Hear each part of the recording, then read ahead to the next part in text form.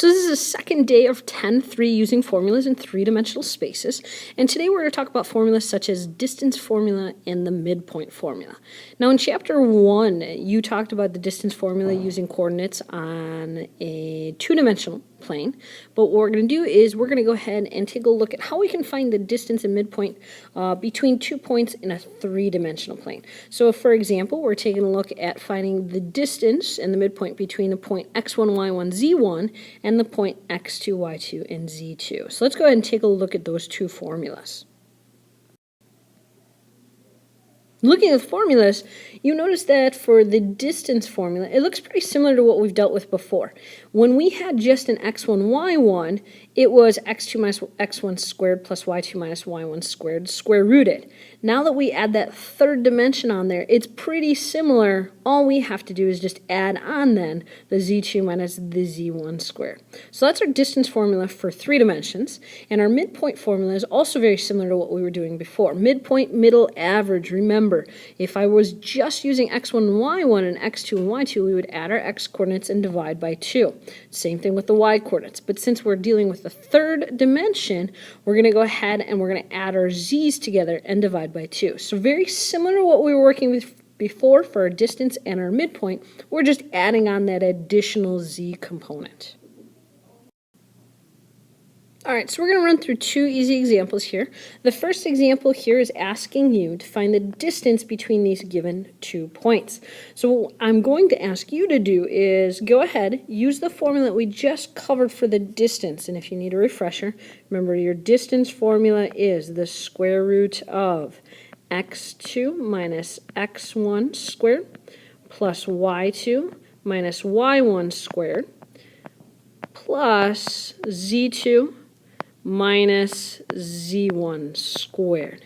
So we've got all of that. And what I want you to do is I want you to go ahead and take the points that I've given to you and go ahead, plug them into the formula and find the distance. Once you're done with that, why don't you go ahead and take a look at the second example here also. And it says that I want you to find the midpoint. So use the midpoint formula, which in our instance here would be taking our x1 plus x2. Oh, this is getting sloppy. Let's try this again. x1 plus x2 divided by 2, y1 plus y2 divided by 2, and z1 plus z2 divided by 2.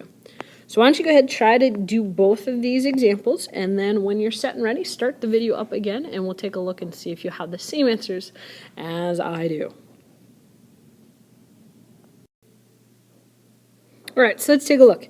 With our 2 points here, if you need to label them, do so. You got x1, y1, z1, and then you got x2, y2, and z2. Plugging in the formula, I get 2 minus 0 squared plus 8 minus 0 squared plus 5 minus 0 squared. 2 squared give me the 4, 8 squared give me the 64, and 5 squared give me 25. When you add them all up, you get the square root of 93, but it said round to the nearest tenth if necessary. So rounding to the nearest tenth, I ended up getting 9.6 units.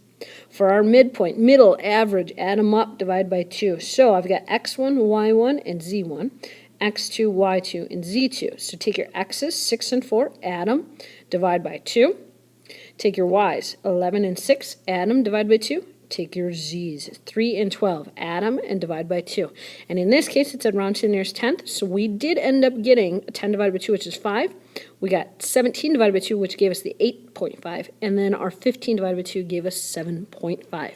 So not too bad. Make sure you know your formulas, though, for your distance and your midpoints in three-dimensional space.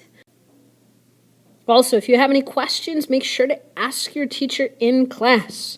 All right, then, guys, have a great night.